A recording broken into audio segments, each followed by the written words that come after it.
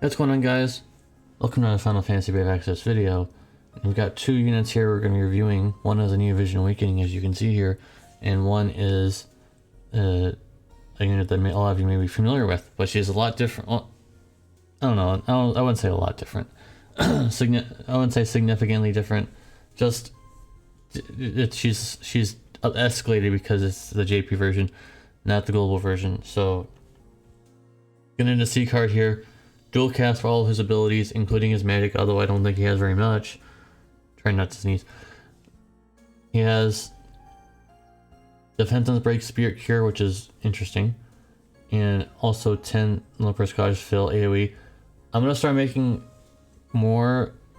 this more apparent that Olympus Fill is going to be way more important, because Olympus start becoming way more important in terms of being a damage, like Zidane and Vlad. And a lot of those, like Hawkeye, for example. So I brought this up because this is good. And he has a 75% self-mitigation, 100% provoke, and also 4.5k true barrier while chaining. Decent. He only has dual cast, so it's not that big of a deal. You could if you guys are good enough, you could weave that into something else if you want to do that. Preemptive physical cover, which is we'll be talking about that soon.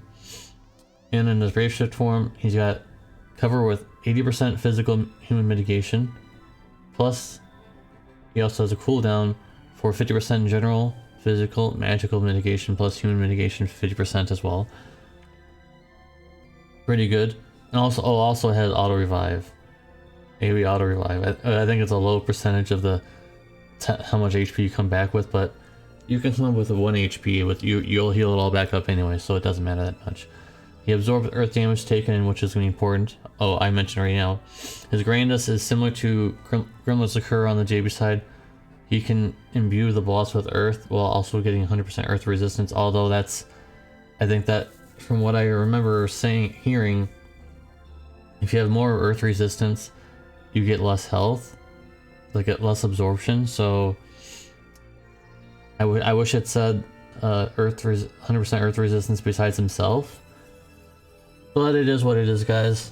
Will he be good against Demon Wall? Maybe. Maybe the idea is that Demon Wall is coming soon. Maybe Extreme Demon Wall is coming soon. You kind of want to have this guy, I guess. I don't know. I think isn't that for that trial you want to do magic cover though? So the earth absorption thing may be interesting if you can do it for like a physical cover build for Demon Wall. I don't think that's even a thing. I really don't think that's a thing. So I don't know. Maybe I can test it, but I don't think it's a thing.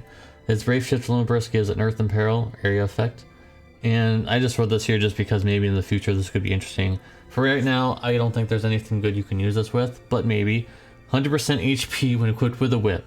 I mean, maybe. I don't think it's that great, but maybe it could be useful for something. So of course there's some cons. One that I don't really it doesn't make any sense at all why this is here. But he only has 4 turns in his Brave Shift, and his Brave Shift form is not like super amazing or anything. It's not like it's broken. So I don't understand why it's only 4 turns. And like we mentioned, not that many useful whips for tanks, but there may be one that I may be forgetting, but I don't think there's enough to warrant worrying about that. You could just use a weapon, like another weapon instead. And preemptive physical cover is not very useful yet. If you guys haven't switched to mages in your team, and your arena team, you probably should consider doing that now, because a lot of people are probably going to be using this. And dealing with Finzi is probably a lot better than dealing with this guy. Because if you're doing an all physical team, this guy's probably not going to die. Because he has guts. So, unless guts doesn't work in arena. I don't know if guts works in arena or not. Obviously, I guess it doesn't. Because there's a lot of units that have guts and it doesn't work anyway, so probably guts doesn't even work on arena. But he can be pretty tanky and things like that, so I'm gonna be giving him, I wish he had triple cast. And I wish By the way, I'm just gonna say this right now. He did not get a secret rework like Tidus and a lot of those other units got. Really, he didn't really get much of a secret rework. I looked at the global version wiki page and I looked at this page. There was not much changes at all. Actually, I don't think there was any changes really. So, if there were, there were very minor changes. So unfortunately, he didn't really get much, but he does have some Esper stat equipment, which is interesting. Actually, now I don't think a lot of tanks have Esper stats. That's interesting. His base limit burst isn't really that worth it. He does have limit burst damage, but like, who cares? I think he's good. I just don't think he's the the bee's knees. But he's for Neo Vision Awakening. He's not a base Neo Vision. So what more can you ask for? I mean, he's a Neo Vision. I'm sure a lot of people have like 20 of him. So go at it. I mean, go at it. I'm gonna give him a score of 8 out of 10, but that's not a bad score at all. And I want to eventually make it. I don't know how I'm gonna be able to do this.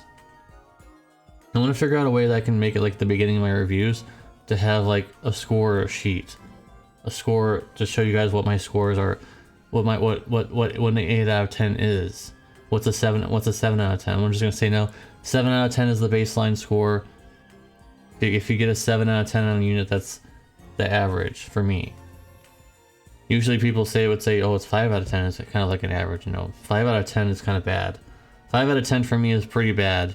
And anything below 7 is not so good. Like a 6 is there's something that they have that's good, but they don't have enough to be a higher score. With that being said, guys, yeah, 8 out of 10 for Sieghard, but he's a Neo Vision Awakening. I think he's pretty decent. And now we have Ibara here, whose STMR is 50% limit burst damage, and also has 10 more magic, I believe, than the global version, who has True Dual Wield. And I have to say that this is decent, but at the same time, it's still a throwing weapon, still not going to be very useful. But 50% limit burst damage on a magic weapon is pretty damn good. So the biggest thing I saw was that she has a Grandness ability of, you can only use this one time, so this is best for dark visions. A 400 times lightning or dark. It's not the same thing. She has a Grandness ability for lightning on her base form, and in a Grandness ability for dark in her brave shift form of the same ability. So dark or lightning, Mystic Cross or CWA, if you want to call it that. 130% in perils, plus 36 limit burst fill. And she also has a cooldown ability, 300% magic buff, 200% limit burst damage, 25% lightning and dark element buff, 250% magic human killer, which is insanely high on a cooldown. That's crazy. That's a huge killer buff. Unfortunately, it's only for herself, but I can't even say it because she exists on the global side. Unfortunately, you can't say, oh, I'll just use Zon to spread that. Nope. Unless she gets buffed to this status. There's 150% human killer and fair killer on both sides. 200% magic true dual wield on both sides. And she has 6 times cap, 600%. So unlike the global version where one of her side is a TDH, magic TDH, both sides are true dual wield, 6 times cap, 600% cap. And she has a permanent buff when she joins the battle. It's a lesser version, basically, except for without the killers. It's a lesser version of her cooldown, so it's always a good thing to have. Where even if the cooldown's gone, you'll still have these ones of 230% magic, 150% limit burst damage, 15% lightning and dark element buff. Pretty good. Now, of course, there are some cons involved. Only 3 turns in Brave Shift. She just seems like a better dark vision chainer than limit burst finisher. Her limit burst finish is 2 hits, and it's much lower than Angela, and Angela was very easily obtainable in the event because she was a 5-star. Whereas this Ibara is a Neo Vision unit, and it's just nothing too special outside of her grandness for dark visions. Really, she just seems like another chainer. If you have Fistless, I know she's probably stronger than Fistless, but only for that one turn, because otherwise her modifiers are not that high. I think that Fistless is probably stronger than her over time, because remember, guys, Fistless has the mod boosting ability and all that kind of stuff. So I think that Fistless is stronger than her on average in the long term. Of course, that one turn where she can use her grandest ability, she's gonna be stronger than any mage because it's a 400 times mod finish. Not finished. 400%, 400 times mod chaining ability. I don't think anyone has a 400 times mod chaining ability. That's just instantly. Yeah, you can only use it one time. That's why I'm saying it. It's that one turn of burst, which is pretty remarkably insane. So she's best used as a Dark Visions chainer. I don't think she's good for anything else. My opinion, of course, that's why you're here. So I don't think she's not good at anything else. She's probably a decent chainer, normal form Olympus chainer because it's 10 hits. It has some stuff with that, so could be good as well if her grandest ability is gone and you don't have anything else to do. You could do Olympus chaining if you want because she just has Olympus damage buffs and stuff like that. So what am I giving her? I think I'm also going to be giving her an 8 out of 10. Her score is dragged down a lot because you can only use that 400 times mod one time, and she's really only good for one turn. She has a huge burst turn, and then after that she kind of falls off because her modifier.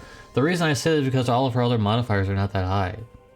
That's the problem. So she's gonna hit hard for one time. She's been holding her fist like this her whole life. She's ready to do one punch, and then when that one punch is gone, she's like, "Oh, I'm just gonna chill." That's what my challenge is. That's what challenge it is. So I'm gonna give her 8 out of 10. Unfortunately, she doesn't really offer much else besides that one turn. She's a one punch woman, pretty much, except without punching. One chain woman, pretty much.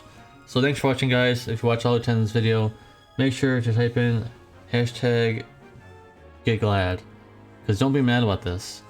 I don't think she's that phenomenal, in my opinion. So hashtag get glad. Please like the video, please subscribe, and all that kind of good stuff. And the Snow and Sarah review will be later today. So look forward to that. See you guys in the next time. Peace.